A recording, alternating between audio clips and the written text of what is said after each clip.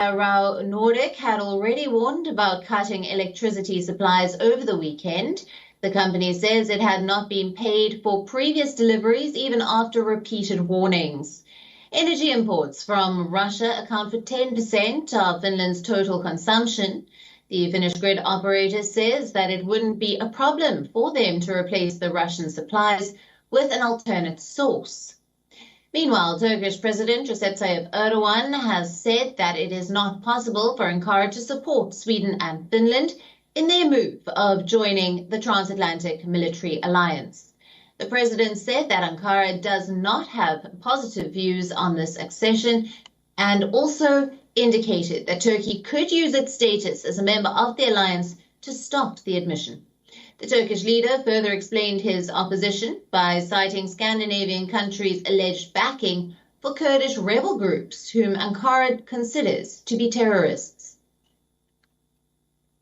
Biz şu anda İsveç ve Finlandiya ile ilgili gelişmeleri takip ediyoruz ama olumlu bir düşünce içerisinde değiliz. Çünkü daha önce Yunanistan'la ilgili NATO konusunda bir yanlış yaptılar bizden önceki yönetimler ve Yunanistan'ın Türkiye'ye karşı NATO'yu da arkasına alarak takındığı tavrı biliyorsunuz. Bu konuda ikinci bir yanlışı Türkiye olarak işlemek istemiyoruz. Kaldı ki On the other hand, Washington has said that it is working to clarify Turkey's stance, saying that the idea of the two nations becoming members of NATO have received broader support from other member countries.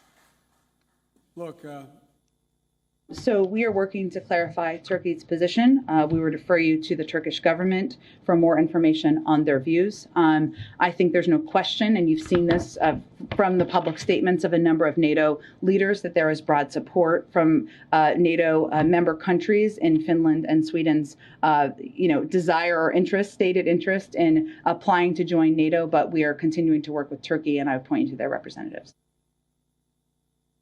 This came after Finland said on Thursday that it would like to join NATO without delay, with Sweden expected to follow suit, owing to Moscow's aggression in Ukraine. Kremlin has called Finland's announcement a direct threat to Russia and has warned of an immediate retaliation.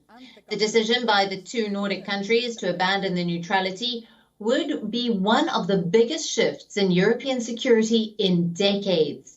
Amid escalating tensions, the group of 7 nations' foreign ministers vowed to reinforce Russia's economic and political isolation after a meeting today.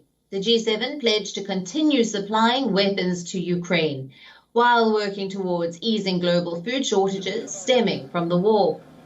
Britain, Canada, Germany, France, Italy, Japan, the United States and the European Union also pledged to tackle Russia's alleged bid to blame the West for food supply issues around the world due to economic sanctions on Moscow. The G7 also urged China not to assist Moscow or justify its war.